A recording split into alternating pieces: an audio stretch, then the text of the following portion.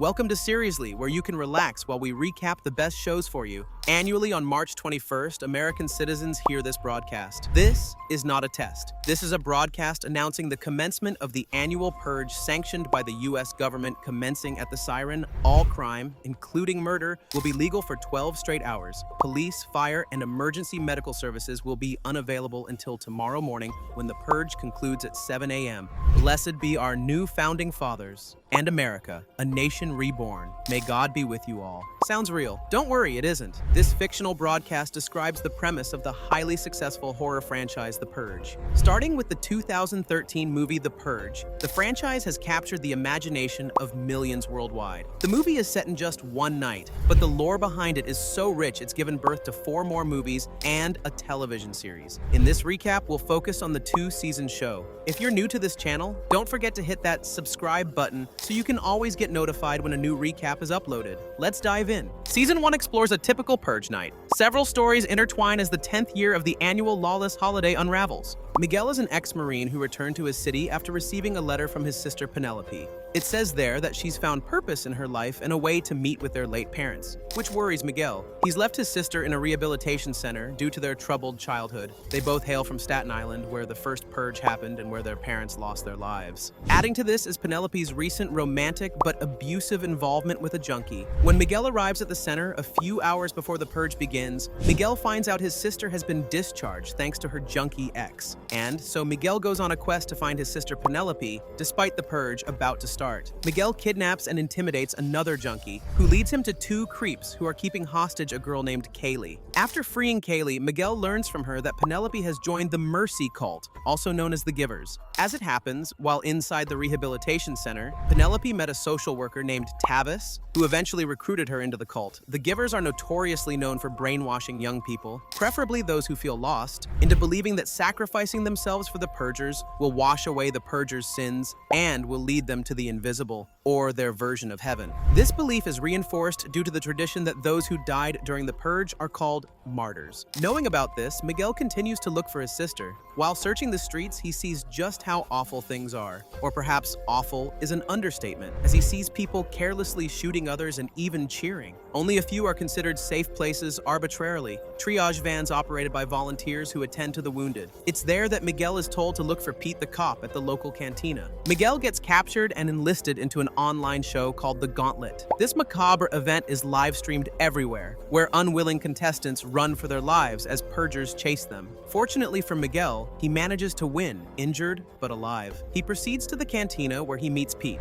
At first, Pete doesn't want to help Miguel, but he's moved by his determination. Since Pete knows about the Givers and their route, he shows Miguel the next stop for the school bus that carries the cult's victims. When Miguel arrives at the location, he spots the school bus that's just about to leave. He learns from Tavis that Penelope has been abducted by creepy nuns and taken somewhere. Miguel returns to the cantina and tells Pete about this. With a grim face, Pete already knows that the creepy nuns are headed to what's called the Carnival of Flesh. He enlists the help of the cowboy Rex to help Miguel, since Rex is also headed there. At first, Miguel and Rex are getting along just fine, but Miguel learns that Rex is a collector. Much like those creeps who earn a lot by capturing and delivering victims to the carnival, a scuffle ensues, and Miguel takes Rex's collector ID and uses it to enter the premises. The Carnival of Flesh is a twisted example of how morals have become perverted since the inception of the purge. Kidnapped victims are sold off and then auctioned to the highest bidder. Once the sale is complete, the bidder has all the pleasure of choosing how to purge their purchase. Miguel discovers that Penelope has been bought by Henry, her junkie ex,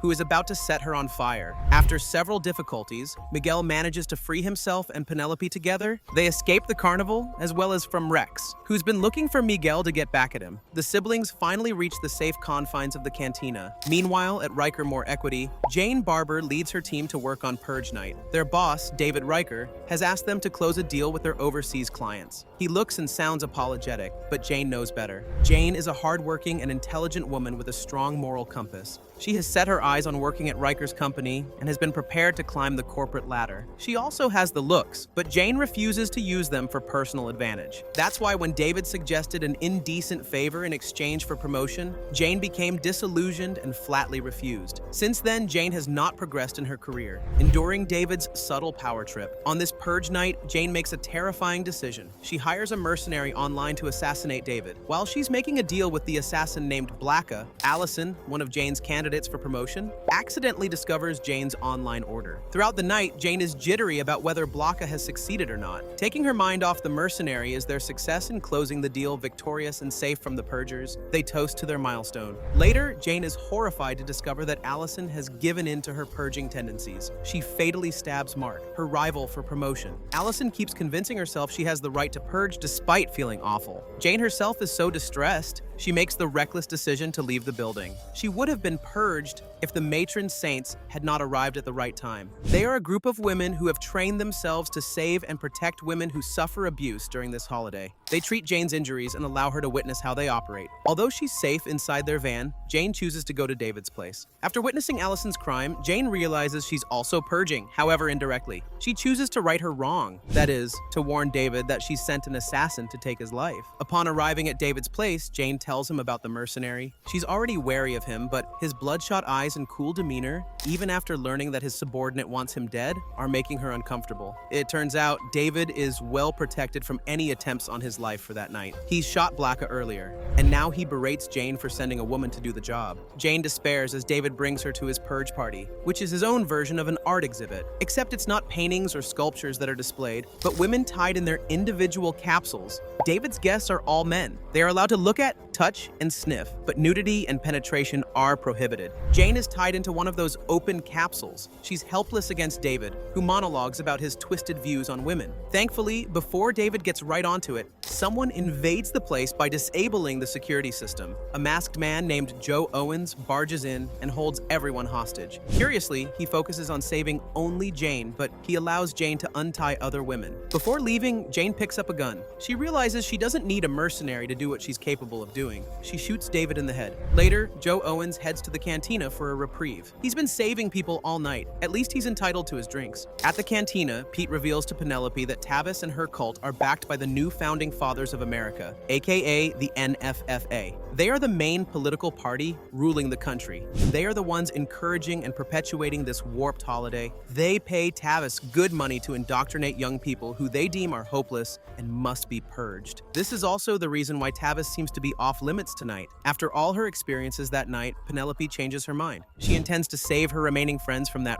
wretched bus. She secretly calls Tavis and tells her location. Penelope has no idea that Joe has been watching her. Once the bus arrives, Penelope confronts Tavis and reveals to her friends that the good leader is corrupted. Tavis doesn't even deny it, but she continues to gaslight Penelope and others about their divine role in this holiday. Joe comes and shoots both Tavis and the bus driver. He captures Penelope, and then he drives away. Miguel finds out too late about what happened. As expected, he's ready to save his sister again. Away from all this, in an affluent neighborhood, the Stantons throw a lavish party, a tradition made since the Purge became an annual holiday. They are Purge supporters and are part of NFFA's inner circle, along with many of their guests. Young married couple Rick and Jenna Betancourt attend the party despite their hate towards this lawless holiday. They need money to expand their company, which provides housing for the poor, and Albert Stanton's money can help. As to becoming NFFA members, they'll deal with it after securing the investment. At the mansion, the couple becomes increasingly uncomfortable with the pro-Purge crowd, who deems the night a glorious holiday. This is on top of Jenna's queasiness due to her pregnancy. Thanks to the maid named Catalina, Jenna feels more comfortable. She and Rick assure each other that they'll succeed tonight, but there's a hitch in their plan, and her name is Lila Stanton. Lila is Albert's only daughter. She had a threesome affair with the married couple, and at that time, it was just for fun. But Lila and Jenna started to fall for each other, sidelining Rick. This led to the couple ending the affair with her. Tonight is their first time seeing each other since. Until now, Lila harbors strong romantic feelings for Jenna, and Jenna still remembers how Lila made her feel. The two share a secret kiss, but it's Jenna who pulls away. Later, Albert meets the couple to discuss his investment. The deal ends with Albert investing $75 million in return for getting 35% of the profits and a seat on the board. To complete the deal, Albert encourages them to shoot his former employee, a proper initiation into the NFFA. Rick and Jenna are too stunned, and Albert gives them the grace to refuse. He shoots the man himself. After the meeting, Jenna is so shaken to have witnessed a crime up close. forgetting that on Purge Night, all crimes are allowed. Because of this, she insists on reneging on the investment deal. Rick, although he's shaken too and considers backing out a big loss, agrees with his wife. But their troubles are far from over. Tension rises further as Lila keeps on antagonizing Rick and wooing Jenna. Then, before midnight, Jenna receives a cryptic warning from Catalina. She tells them to leave immediately. As soon as midnight strikes, Albert leads the most awaited part of the party, the taking of the offerings. 3 victims are brought out while guests are given an ornate knife, which they can sharpen on the victims' bodies. Rick decides to keep his. Meanwhile, agitated by Catalina's warning, Jenna tries to look for Lila. Rick finds his wife, and it's at that point that the revolution starts. The couple finds their way out, and just in time too, as revolutionaries led by Catalina have successfully invaded the mansion and purged everyone inside, the couple assumes Lila is among those who perished. But to their surprise, Lila is actually still alive. They let her in before a purger gets to her. Lila is distraught after witnessing her parents' death. Rick and Jenna try to be gentle with her. However, Ross, one of the crazy neighbors, has managed to sneak in earlier while they rescue Lila. Ross holds Rick and Jenna hostage. Fortunately, Lila saves them by stabbing Ross. The evening's events have made Jenna think about things and the future she wants for her child. She's aware that Lila still loves her, but she must set things straight, so she speaks with her alone and she firmly breaks up with her. This doesn't sit well with Lila. As soon as she finds the opportunity, she hits Rick with a cricket bat and makes it seem like she's defending herself from his attack. She grabs Rick's gun, not realizing she's becoming delusional about her and Jenna. Before Lila can shoot Rick, Jenna fatally stabs her with the knife from the Stantons' party. The couple embrace and comfort each other, hoping for the night to end. Unfortunately, their purging is just about to start. Their system unexpectedly disengages, and a masked man enters, kidnapping both Rick and Jenna.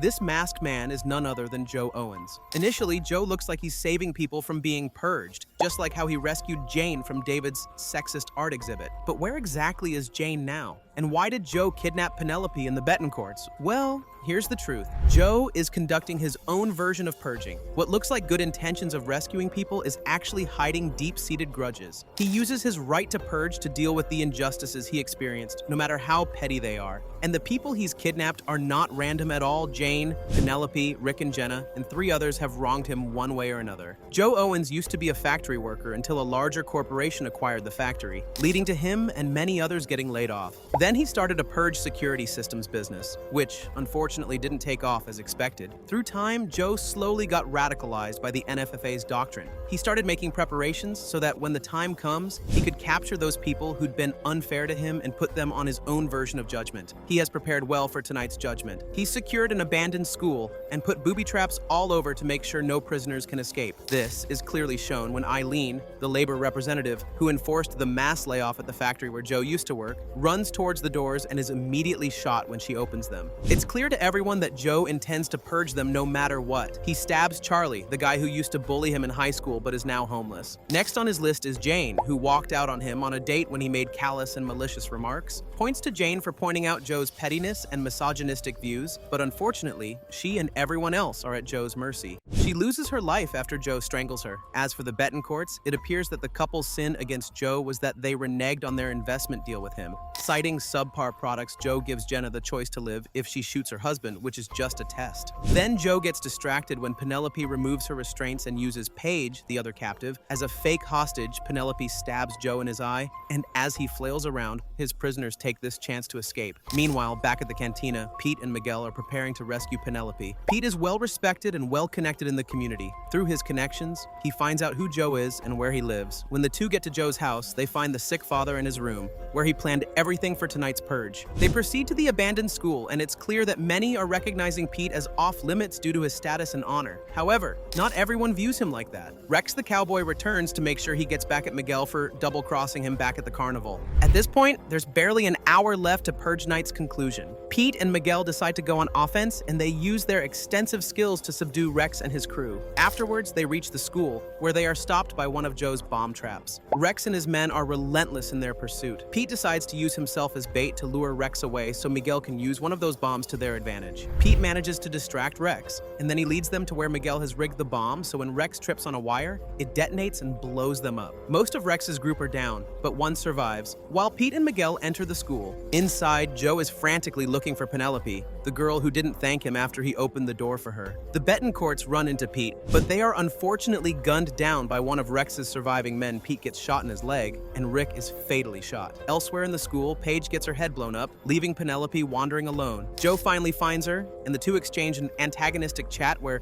Joe mostly expresses his extreme views on how America should be, that Purge Night is making America pure by eliminating the unwanted. Fortunately for Penelope, Joe gets shot by Miguel, who finally finds them. But Joe just won't stand down. He manages to beat the siblings before the sirens ring everywhere, signaling the end of the Purge Night like clockwork. Joe becomes a law-abiding citizen and stops assaulting the siblings, though he promises to come after them on the next Purge Night, if he's still alive by that time. Miguel shoots him and pushes him towards the pool. The siblings get out of the building, and Pete clarifies that he heard the shots before the siren. On the next Purge Night, we see Jenna is in France with her baby. Meanwhile, 1 hour before the sirens go off, Pete is in his cantina, sharing a drink with Miguel and Penelope. The siblings have decided to join the Purge as medics, saving as many lives as possible from this horrendous event that took so much from them. If you're getting hooked into this recap, don't forget to click like and subscribe. It's always free and helps the channel out. Now back to the recap. Season 2 shows a different perspective. It shows more about what happens in between Purge Nights. Because, let's face it, do people really just spend 364 days living as normally as possible without experiencing the repercussions of that one night of violence?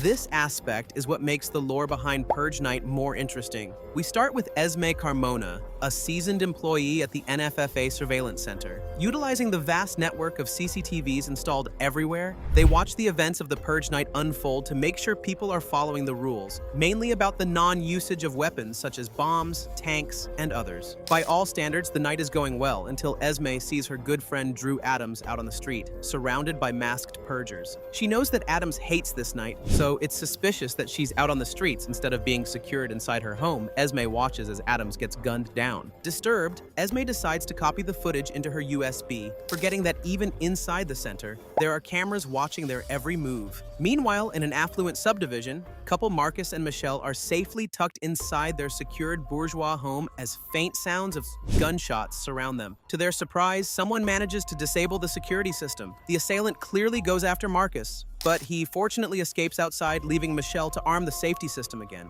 None of the neighbors help Marcus, so he hides inside an abandoned car. By some miracle, the assailant gets shot, leaving Marcus free, but wondering why anyone would intentionally purge him. He sees the assailant's phone, which he takes for further inspection. Elsewhere, two frat boys, Ben and Turner, try to complete a challenge. Things go south when they hear a woman crying for help, and Ben decides to help Turner leaves as Ben gets pulled and locked inside a garage with the trapped woman, thanks to someone wearing a bloody mask with the word God written on it. The masked man fatally stabs the woman, then gets ready to assault Ben. Desperate for his life, Ben grabs the knife and repeatedly stabs his assailant. In a bank, Ryan Grant leads his crew in what would be their biggest bank robbery. Tommy and Sarah help her, while Doug waits for them outside in their escape van. As much as possible, they try not to harm the guards and only focus on their loot. But things don't go to plan as their rivals, the Jackals, come in. Pulling Doug as their hostage, Ryan throws a flash grenade, allowing them to escape and keep most of their loot out of the Jackals' hands. It's almost the end of the Purge Night. Tommy thinks he can still grab the remaining money. He goes back inside, and after a few minutes, he drags the bag out of the bank premises. At the surveillance center, Esme is called to settle a dispute about what was captured in one of the cameras. Apparently, they've been watching the standoff between Ryan's crew and the Jackals inside the bank, and they've seen Tommy coming back in to retrieve the money. The question is about whether Tommy has violated any laws, since he came back for the money while the siren was still blaring.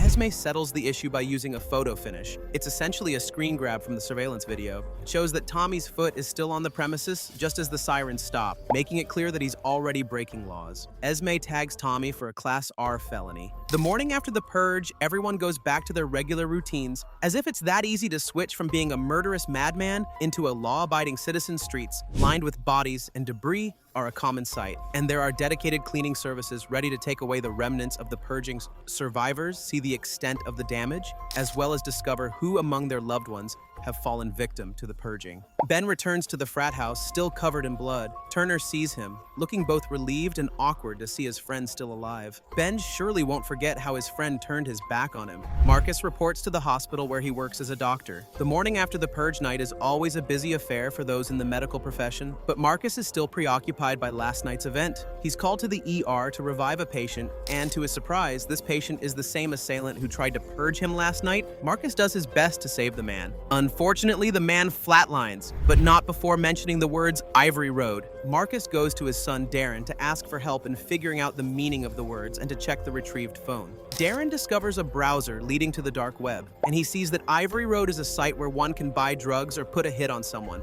There, Marcus's head is worth $75,000, and it's still up for grabs for the next purge. Later, Darren joins a vigil for Professor Drew Adams. Darren is one of the professor's dedicated students, and he sympathizes with the late professor's disapproval of the purge night. It's there where he meets Esme, who also joins the vigil. Esme is still disturbed by Adams's death. Earlier, her boss, Curtis, reprimanded her for copying the video footage. To take her mind off it, he assigns her to track a suspicious vehicle that's been following an armored bank vehicle. Before she does her job, Esme searches her friend's house to look for clues. There, she discovers brain scans, files, and a tape recorder that plays an interview with a test subject. It seems like the professor has been studying something that's not NFFA approved. Afterwards, she tracks the owner of the suspicious vehicle, who happens to be Ryan Grant. As it happens, Ryan and his crew discover that the money they took home isn't as much as they hoped for. In addition to this disappointment, Tommy has been apprehended by the police, and he's not given a fair chance to defend himself. As soon as he's tagged for a felony, his fate is set. He'll be held until the next purge night, when he'll be killed. Before the purge, he and his crew have decided this will be their last job before leaving America forever. They never intended to be thieves, but they had no choice.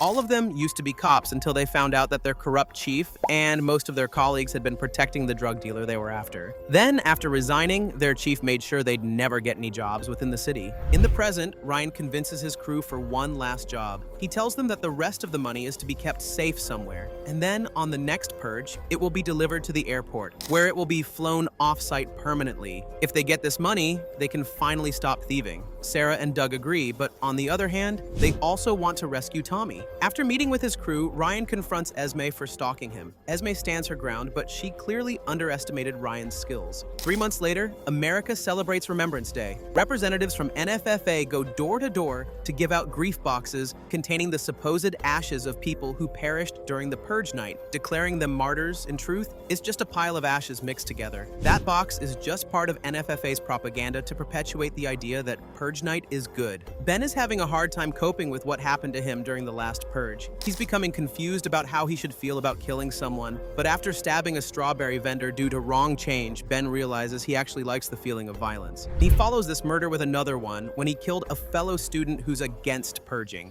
He's caught on camera but never identified because he's wearing the god mask he took from his assailant. And then he kills Andy, a friend whom he bonded with over how cool purging is. Ben let it slip that he actually stabbed the strawberry vendor, who was reported to have died of heat stroke. And Andy isn't thrilled about this murder is illegal unless it's purge night. Because of Ben's actions, the story of the campus killer spread like a wildfire. His girlfriend, Kellen, has no idea about it. She still thinks that Ben's strange behavior is attributed to what happened to him during the last purge when Ben decides to come home to unwind from all that's happening. Kellen goes with him. It's there that she discovers the mask, making her finally realize that Ben is the culprit. She makes excuses to go back to the campus alone the next day, but Ben volunteers to drive her back. Along the way, Ben is convincing her that he won't harm her, but Kellen is still understandably terrified. She gets her chance to escape after she stabs Ben in the leg. She runs towards the highway where she unfortunately gets run over by a truck. Ben loses the only person who acts as his moral compass. As days near the next purge night, his behavior becomes more disturbing but decisive. He prepares to have his fun once the purging starts. Meanwhile, Marcus is still obsessed with finding out who wants him dead. Private investigator finds suspicious coincidences involving Michelle, but he and Marcus can't find concrete evidence that his wife wants him dead. On Remembrance Day, Marcus visits his ex-wife Tanya in their old neighborhood. There, Tanya reveals that someone came around last year to inquire about him. Marcus is now at a loss at who could be this persistent to bring him down. With no choice, he writes on the Ivory Road's message board, asking anyone to locate the person who put a hit on him. Soon, a guy named Albert approaches Marcus with information. Albert says he'll give it after Marcus treats one of his accomplices. Marcus obliges, and afterwards, Albert gives him a name, Sam Tucker. In an unexpected twist, Marcus discovers that Michelle used to have an affair with Sam, who's actually one of their neighbors. So now, Marcus is thinking that his wife actually wants him dead. Marcus tricks Sam and his wife, April, into coming to his house, where he confronts Sam and Michelle about their infidelity. Sam admits to it after coercion, adding that Michelle has mentioned once that she wants to purge Marcus. Of course, Michelle vehemently denies it, saying it was only a joke. Marcus is almost at his wit's end, but cooler heads prevailed. He lets Sam and April go, but with a warning that if Sam can put a bounty on his head, Marcus can do it too, and he can do it with Sam's family. In response, Sam says he isn't the only one who wants Marcus dead, and he's right. It turns out Marcus's whole neighborhood wants him dead. Their leader is someone named Clint, who's managed to convince the neighbors that Marcus is bad. Clint is driven by his grudge against Marcus. Apparently, years ago, Marcus failed to save Clint's wife in the ER, and since then he's never forgiven Marcus for his grief. Clint is relentless about his anger with Marcus. He orders Marcus to get out of the neighborhood, or Clint will go after him on the next purge. Thinking about the safety of his family, Marcus decides to go to the next state with Michelle and Darren. But at the checkpoint, they discover that Darren is banned by the NFFA from traveling out of state. Marcus decides to return to his house and stand his ground against Clint and his vindictive neighborhood. So why is Darren on NFFA's list? It turns out he's been associated with Esme Carmona, who's become the NFFA's target after they found her looking into Drew Adams' death. Darren has given Esme files from Adams' secret research study, which focuses on the effects of violence on the mind and behavior. Since the inception of the Purge, the NFFA has convinced the public that one night of violence can help release all the hidden anger and aggression, which in turn can help mitigate the urges to do crime and decrease poverty in the country. Every year, the NFFA reports a low crime rate all year round, proof of how effective the Purge Night is. But Adams' research says otherwise. Exposing oneself to violence can lead to addiction. The catharsis that one feels when committing immoral acts breeds feelings of wanting more, which then leads to moral depravity. If this research becomes public, it will destroy the NFFA's whole agenda, and with that, their control over the country. That's why they deemed it necessary to kill Adams off, and they did it during the Purge, when no one will suspect anything. Esme tries to locate all the test subjects involved in Adams' research, but they're all mysteriously marked as deceased, except for one, Olivia Hughes. Esme looks for Olivia, only to find her dead in her bathtub. Suspiciously, when Esme reports this to the authorities, they close the case without proper investigation, and they forbid her from looking further. Still, Esme tries to look at any CCTV footage to really see what happened, but they have all been marked as classified. Esme then meets with someone from the Foundation, a secret group that aims to bring the NFFA down. Unfortunately for Esme, the NFFA is becoming more aware of her actions no matter how careful she is, and they have decided it's time for her to disappear. NFFA forces are now hunting her along the streets, and they even hack every phone camera to help their search. Esme uses the CCTV's blind spots to get away, and she eventually finds refuge with Ryan, who reluctantly helps her. Since they haven't captured Esme, the NFFA broadcasts her face, marking her as the country's most wanted. While all this is happening, Ryan and his crew have been preparing for their final heist. There are some aspects of their plan where Tommy's expertise is needed, so Ryan visits him at the prison. Despite his bruised and puffed face, Tommy keeps spirits high. He tells Ryan about a shady acquaintance named Carl who can help them get through before leaving. Ryan leaves Tommy a book, which will come in handy later. Ryan meets Carl, and although he looks dubious, Ryan has no choice but to let him in on the plan. They need to place a jammer inside the safe that contains the money. This jammer is meant to prevent the plane from taking off, allowing them to steal the money. Currently, this safe is secured inside the mansion of the Barkers, a wealthy family associated with the NFFA. Carl's role is to be the lookout, but he gets shot by Silas Barker. Ryan and Sarah, although they managed to put the jammer inside the safe, are trapped in the room. Eventually, they allow themselves to be apprehended by none other than Andrea, their former police chief. Andrea knows what Ryan is planning in the upcoming purge, so she offers him a deal. She'll release them now, but she wants a cut of their loot. Ryan reluctantly agrees, especially after knowing that it's Andrea's team who will provide security during the money's transport to the airport. It's after this point that Esme comes to Ryan for help. The two develop a romantic relationship, and Ryan tells Esme about their upcoming heist. Esme offers a solution that will help Ryan solve multiple dilemmas. As days near the next purge night, excitement and worry both become palpable in equal measure. Tourists actually book flights in advance to join the Purging a Mask Maker company has mass-produced the God Mask worn by the campus killer, and it's now hot on sale. Celebrities are bragging about how many people want to purge them, because in this universe, your fame is measured by how many want you dead. Hours before the start of the purge, Andrea tells Ryan that more security detail will be added as the safe is delivered to the airport. To solve this, Esme offers to act as a diversion to scatter the force. Surely their #1 priority is to catch the most wanted? Ryan agrees, but he can't help but worry about her. Esme calls Vivian, her co-worker at the surveillance center, and her remaining ally to help with the diversion. Elsewhere, Marcus offers to drive Darren to his mother, Tanya. Along the way, Marcus tricks Darren out of the car, and then he breaks his arm. It turns out that Marcus and Tanya have agreed that Darren is safer at the hospital, where purging is off limits. That way, Marcus can focus on preparing for Clint's attack. Tanya and a friend named Andre offer to help Marcus. At the university, the frat boys start barricading their house. Some of them notice Ben's worrying behavior, but they shrug it off. It's Turner who discovers Ben's disturbing drawings and connects him with the campus killer. He confronts Ben, which leads to Ben getting evicted out of the house before the start of the purge. Unbeknownst to Turner and the others, Ben returns to the house through his unboarded window. Minutes before the sirens blare, Ryan sets off the jammer, causing Andrea to panic. Then Ryan drives off, eliminating Andrea's guy who's assigned to watch him along the way. Andrea is pissed, but she sticks to the plan. As soon as the sirens go off, she orders the truck driver to get out. It's too late for her to realize that the driver, as well as many of the airport security personnel, are members of the Jackals. The driver shoots Andrea, along with her remaining accomplices. It turns out, Ryan has previously located the Jackals members thanks to Esme's help. He made them a deal. They can take the money, and they can take care of their corrupt former police chief. So, where's Ryan and his crew? They are going to save Tommy, who's now riding a prison bus along with others sentenced to death. They're headed to a bourgeoisie party where people are going to hunt them for fun. Remember the book Ryan gave Tommy earlier? It actually contains instructions for Tommy to follow so they can rescue him. Ryan and the others almost get hunted, but in the end they release most of the prisoners and eventually reunite with Tommy. With the crew complete, it's time to take back the money that's rightfully theirs. They successfully ambush the Jackals and retrieve the money. They can finally leave America after the purge. Ryan is still worried about Esme, so he decides to go after her. Marcus, Michelle, Tanya, and Andre arm themselves as the neighbors, led by Clint, start their attack. Clint didn't expect his neighbors to turn on him, but after Marcus pleaded with them, they surrendered Clint to him. Marcus attempts to talk Clint out of his grudge, but he fails. Clint stabs Michelle so Marcus will feel how he felt when his wife died. Marcus decides to bring Michelle to one of those medical triage to save her. The neighbors allow him to leave as they keep watch over Clint. At the frat house, Ben starts purging by killing off his fellow frat members one by one. But he leaves one so Turner, now a pitiful hostage, can experience the ecstatic feeling of stabbing someone. Turner stabs the poor guy,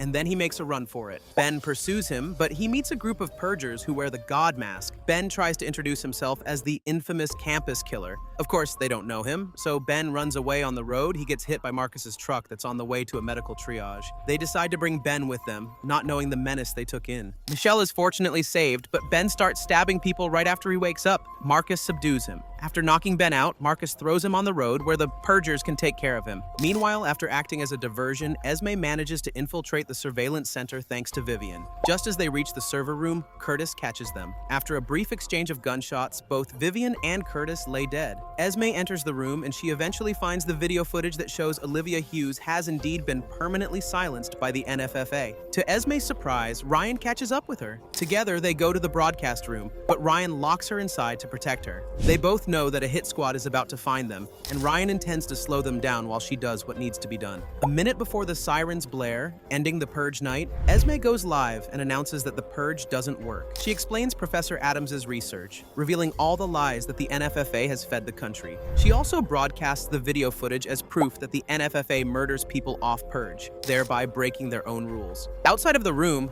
Ryan exchanges gunfire with the hit squad, but alas, they finally get to him. At 7:01 a.m., the NFFA soldiers finally capture Esme Carmona and execute her on the spot. They don't know that the broadcast is still running, which means everyone heard them break their own rule. Months later, Darren forms an alliance with the Foundation. With intentions of resisting the NFFA's tyranny, and bringing them down. Marcus, Michelle, Tanya, and Andre are there, as well as Turner. Meanwhile, Sarah, Doug, and Tommy are overseas, finally enjoying their crime-free life. All three of them have decided to give Ryan's share to the Foundation to help with their cause. Out there somewhere, Ben is still alive and is sharpening knives that he'll use in the next purge. He doesn't care whether it's all lies. What he craves is murdering people, and he'll surely get it. If you enjoyed this recap, make sure to like and share this video and subscribe to the channel so you can get more entertaining recaps. Until next time.